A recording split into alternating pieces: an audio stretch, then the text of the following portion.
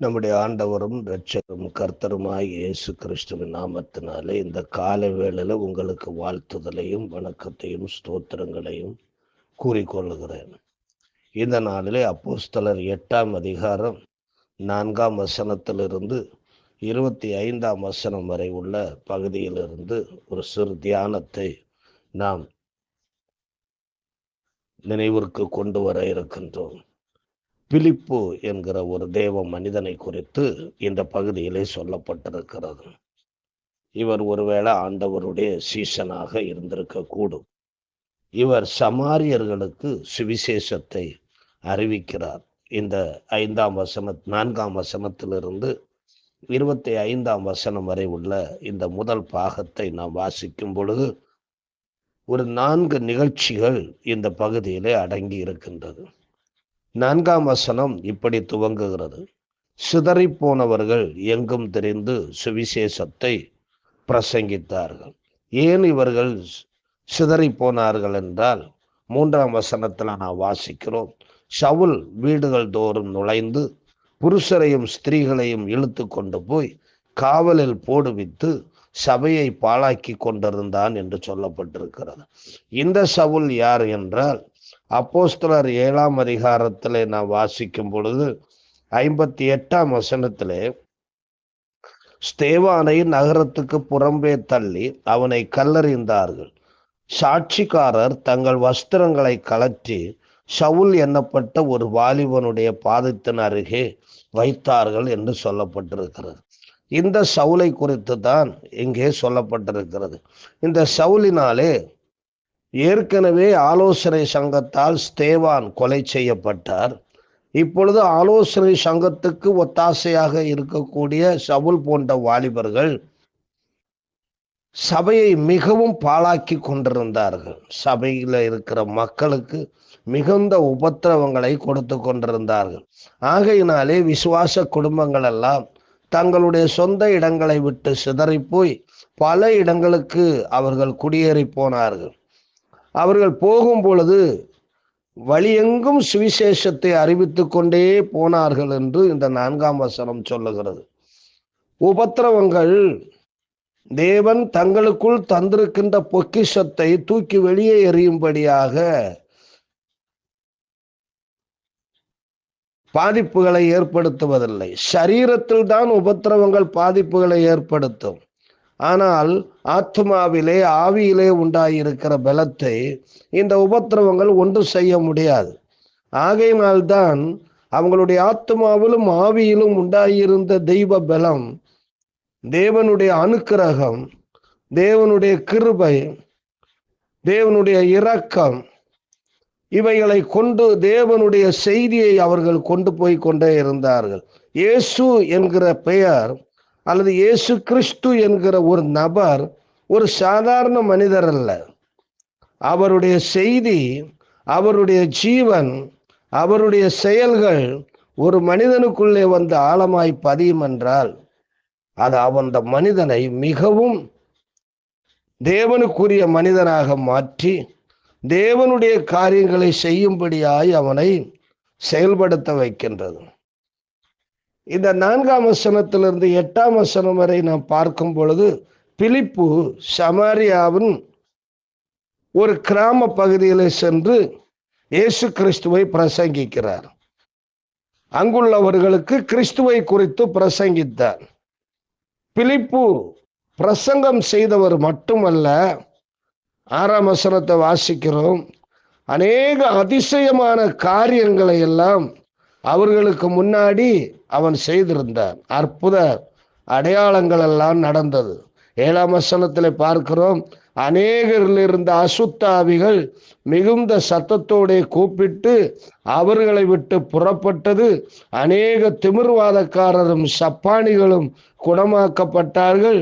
அந்த பட்டணத்தில் இதுவரையிலும் இருந்த கலக்கம், பயம், திகில் எல்லாம் மாறி அந்த பட்டணத்திலே மிகுந்த சந்தோஷம் உண்டாயிடுச்சு. இயேசு கிறிஸ்து ஒரு பட்டணத்துக்குள்ளே வரும்போது, இயேசு கிறிஸ்து ஒரு வீட்டுக்குள்ளே கடந்து வரும்போது, இயேசு கிறிஸ்து ஒரு மனிதனுக்குள்ளே வரும் பொழுது அவனில் இருக்கின்ற கலக்கம், பயம், திகில் எல்லாம் மாறி அவன் சந்தோஷமும் சமாதானமும் உடையவனாய் மாறுகிறான்.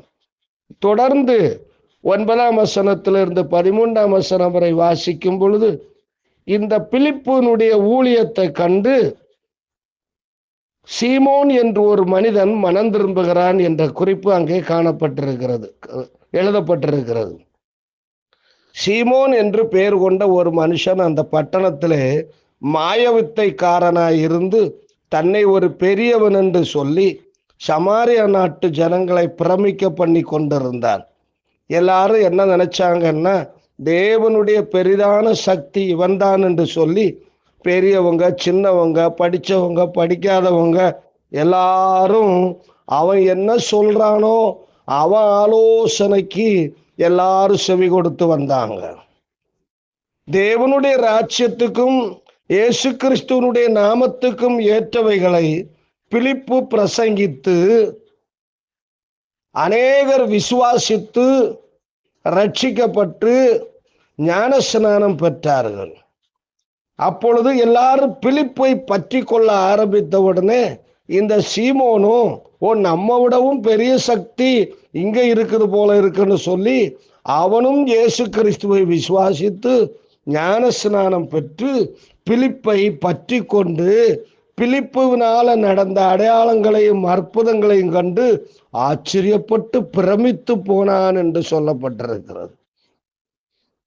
அப்ப நம்மளை விடவும் ஒரு பெரிய சக்தின்னு அந்த சீமோனுக்கு தெரியணும்னா இந்த பிலிப்புவினுடைய பிரசங்கத்தை உறுதிப்படுத்தும்படியாய் பிலிப்புவினிடத்திலிருந்து நடந்த அற்புதங்களும் அடையாளங்களும் காரணமாயிருக்கிறது. உலகத்துல எந்த சக்திகளுக்கும் ஆற்றலுக்கும் மேலானதுதான் இயேசு கிறிஸ்துவின் செய்தியும் இயேசு கிறிஸ்துவினால நடக்கின்ற அடையாளங்களும் அற்புதங்களும் ஆகும். அடுத்து 14ஆம் வசனத்திலிருந்து 17ஆம் வசனம் வரை பார்க்கும் பொழுது இந்த சமாரியா பட்டணத்திலே நடக்கின்ற மிகப்பெரிய மாற்றங்களை குறித்து அப்போஸ்தலர்கள் கேள்விப்பட்டார்கள். அவர்கள் கேள்விப்பட்ட உடனே 2 பேரை அவர்கள் அனுப்புகிறார்கள். பேதுருவையும் யோவானையும் அந்த சமாரியா பட்டணத்துக்கு அனுப்புகிறாங்க. அவங்க 15ஆம் வசனத்துல பார்க்கிறோம், இவர்கள் வந்தபோது அவர்கள் ஒருவனும் இன்னும் பரிசுத்த ஆவியை பெறாமல் கர்த்தராகிய இயேசுவின் நாமத்தினாலே ஞானஸ்நானை மாத்திரம் பெற்றிருந்தவர்களாக கண்டு அவர்கள் பரிசுத்த ஆவியை பெற்றுக்கொள்ளும்படி அவர்களுக்காக ஜெபம் பண்ணி அவர்கள் மேல் கைகளை வைத்தார்கள்.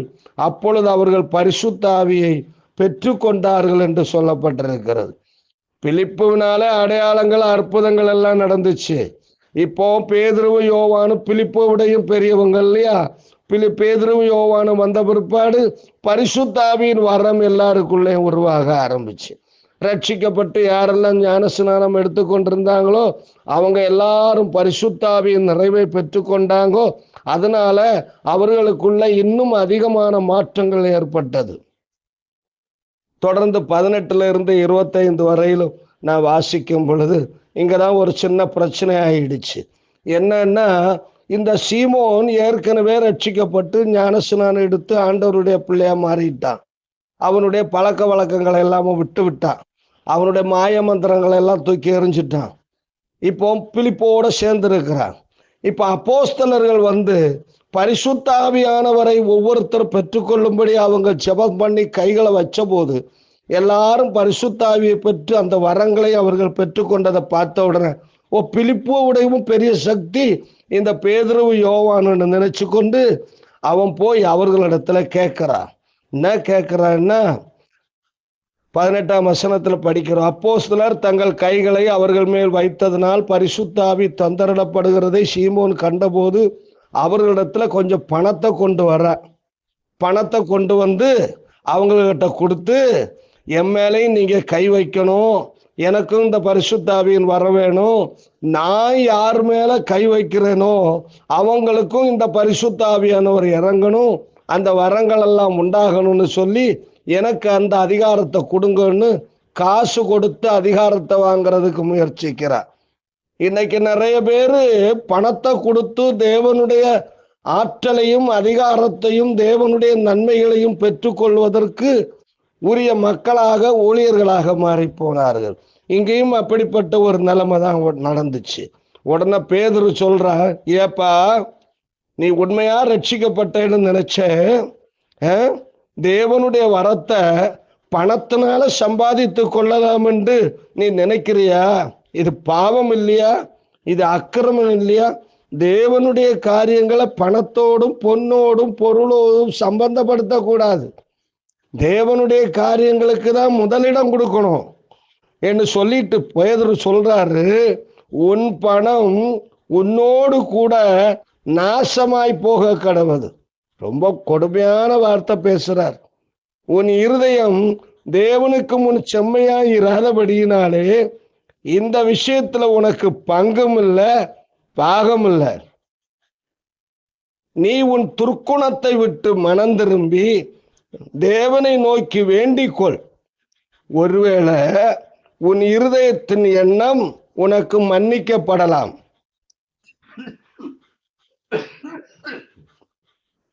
நீ கசப்பான பிச்சிலும் பாவக்கட்டிலும் அகப்பட்டிருக்கிறதாக காண்கிறேன். உண்மையான மனம் திரும்புதல் நடக்கல. அவன் உண்மையாக கர்த்தராய் இயேசு கிறிஸ்துவை ஏற்றுக்கொள்ளல. இயேசு கிறிஸ்துவின் ஜீவன் அவனுக்குள்ள வரல. இயேசு கிறிஸ்துவின் சத்தியம் அவனுக்குள்ள ஆழமாய் போய் வேரூண்டல்ல. அவன் பார்த்தான் இயேசு கிறிஸ்துவை ஏற்றுக்கொண்டான். இப்ப அங்க நடக்கிற அற்புதங்களும் அடையாளங்களை எல்லாம் கண்டா அதை காசு கொடுத்தாவது நாம வாங்கணும்னு சொல்லி அவன் முடிவு பண்ணினான். ஆகையினாலதான் பேதுரு அவனுடைய ஆவியை கண்டு, அவனுக்குள்ள இருக்கிற அந்த மாய்மாலத்தின் ஆவியை கண்டு இவர் திட்டுறார். அதற்கு சீமோன் சொல்றான், நீங்கள் சொன்ன காரியங்களில் ஒன்றும் எனக்கு நேரிடாதபடிக்கு எனக்காக கர்த்தரை நோக்கி வேண்டிக் கொள்ளுங்கள் என்று சொன்னாங்க. அப்படி சொல்லிட்டு அதுக்கப்புறம் அவன் பயந்து நடுங்கி அங்க இருந்தான். இவ்விதமாய் அவர்கள் கர்த்தருடைய வசனத்தை சாட்சியாய் அறிவித்து சொன்ன பின்பு சமாரியருடைய அநேக கிராமங்களில் சுவிசேஷத்தை பிரசங்கித்து பேதுரு யோவானும் எருசலேமுக்கு போனார்கள். அன்பான தேவனுடைய ஜனமே, இங்க ஒரு கூட்ட மக்கள் உண்மையாகவே ஆண்டவரை விசுவாசித்து பின்பற்றி அவரை பின்பற்றி வாழ்ந்தார்கள். ஆனால் ஒரு மனிதன் அப்படியல்ல, பார்வைக்கு உரிய கிறிஸ்தவனாக, ஒரு கடமை கிறிஸ்தவனாக, எதையாவது பணம் கொடுத்து சாதிக்கலாம் என்று நினைக்கிறவனாய் காணப்பட்டார். தேவன் அப்படிப்பட்டவர்களை எல்லாம் விரும்புவதில்லை. உண்மையாக உள்ளத்திலே உண்டாகிற மாற்றமே உண்மையான மாற்றம். உதட்டில் உண்டாகிற மாற்றம் அல்ல, முகத்தில் உண்டாகிற மாற்றம் அல்ல.